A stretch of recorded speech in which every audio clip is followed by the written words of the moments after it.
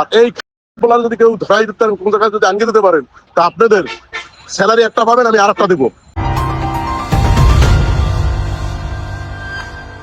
Saudi আরবে কাজের টাকা চাওয়ায় ছাতকের এক প্রবাসীকে প্রাণনাশের হুমকি দিচ্ছেন ফিরোজপুরের মিলন হাওলাদার নামের এক ব্যক্তি। এতে বইয়ের রুম থেকে বের হতে সাহস পাচ্ছেন না সাদিকুর রহমান। তিনি ভিসাজনিত কারণে নিতে পারছেন না আইনের আশ্রয়, তাই বিষয়টি দেশবাসীর সামনে তুলে ধরার অনুরোধ করেছেন ওই প্রবাসী। আসসালামু আলাইকুম, আমি সাদিকুর রহমান।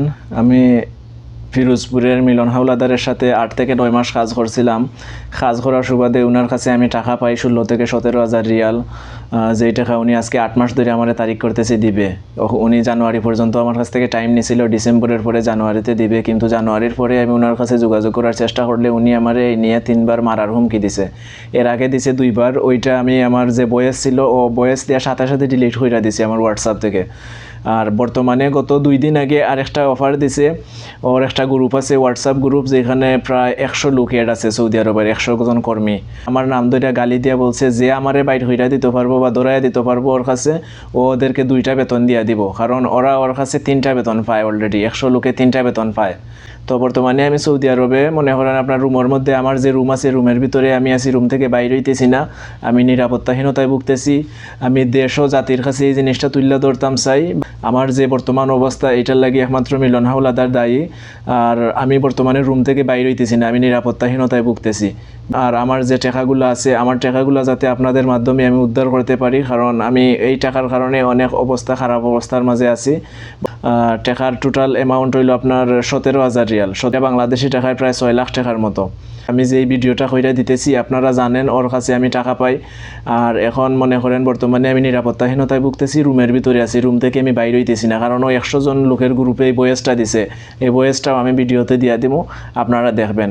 তার অভিযোগ, মিলন হাওলাদারের অধীনে তিনি দীর্ঘদিন কাজ করেছেন। এতে মিলন হাওলাদারের নিকট প্রায় 17,000 রিয়াল টাকা পাওনা রয়েছে। এই টাকা চাওয়াতেই মিলন হাওলাদার সাদিকুর রহমানকে প্রাণনাশের হুমকি দিচ্ছেন। সাদিকুর রহমানের পাঠানো একটি বয়েজেও বলতে শোনা যায়, তার সন্ধান দিলে 2টি করে স্যালারি প্রদান করবেন মিলন হাওলাদার। সাদিকুল নামে আমার একটা ফরমান ছেলে, আর আকামা ছিল না, পরে আমি রাখছিলাম অনেকদিন, আমার এই জায়গায় কাজ টাইম করছে।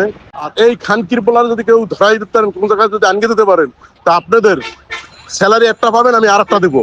বিষয়টি দেশবাসীর কাছে তুলে ধরার অনুরোধ জানিয়েছেন সাদিকুর রহমান। তবে এ বিষয়ে জানতে মিলন হাওলাদারের হোয়াটসঅ্যাপে যোগাযোগ করা হলে তিনি ভয়েস রেকর্ডের সত্যতা নিশ্চিত করে বলেন, টাকা পাওনা ও প্রাণনাশের বিষয়টি সত্য নয়, বরং ইউরোপে পাঠানোর কথা বলে তার বিভিন্ন লোকদের নিকট টাকা নিয়েছেন সাদিকুর রহমান, যে কারণেই তাকে খুঁজছেন তিনি। সাদিকুল আমার সাথে কাজ করতে, বুঝলেন, জি, আমার ম্যানেজার হিসাবে। আমার আকামা ছিল না, কোনো কাগজপত্র ছিল না, আমি ওর কাজ করাইতাম ভাইয়া। আচ্ছা, অফিসের দায়িত্ব ছিল, আমার কম্পিউটারের দায়িত্বে থেকে চলে গেছে। যখন আমি হিসাব চাইছি, আমার হিসাবতে যত লোকের নাম্বার চলে, ওই নাম্বার গুলা নিয়ে কালেক্ট করিয়া ও গ্রুপ করিয়া আমার নামে একটা ভিডিও ছাড়ছে, আমার ছবি, আমার ভয়েস রেকর্ড, আমার সবকিছু। আমি তোমার বলছি, ওরে যদি কেউ ধরাই করতে পারে, আমি ডাবল স্যালারি দেবো। আমি যেটা বলে আপনি এটা রেকনিক করতে পারেন, কোনো সমস্যা নাই। আমি এখন মিথ্যা কমু, আমি তদন্ত করবেন, মিথ্যা বাইরে গেলে আমার সমস্যা।